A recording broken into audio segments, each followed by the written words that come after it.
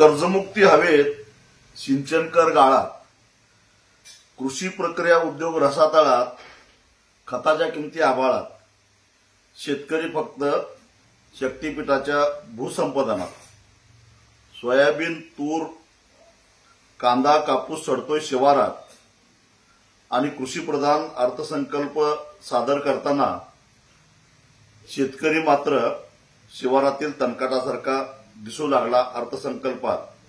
राज्यकर्ते, अधिकारी, दलाल मात्र राजमहालात, अशी अवस्था आजच्या या बजेटची आहे।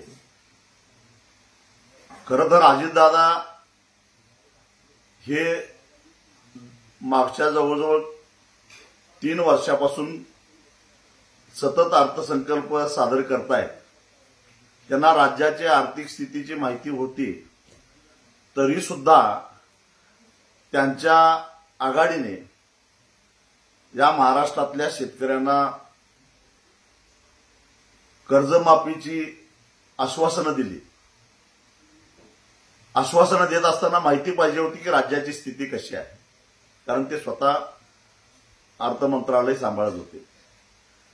हमीभावाच्या 20% बोनस देण्याचं आश्वासन त्यांनी दिलेलं होतं।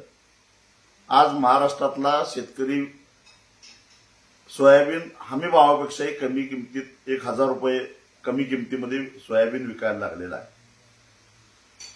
केंद्र सरकारला दादा सांगू शकत नाही की कांद्यावरची निर्यात बंदी उठवून निर्यात शुल्क कमी करा, त्याशिवाय कांद्याला भाव मिळणार नाही।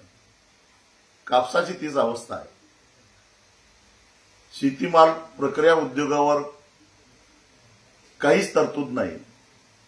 मग हा अर्थसंकल्प शेतकऱ्याचा म्हणायचा का कॉर्पोरेट क्षेत्राचा, असा प्रश्न माझ्यासारख्याच्या मनामध्ये निर्माण झालेला आहे।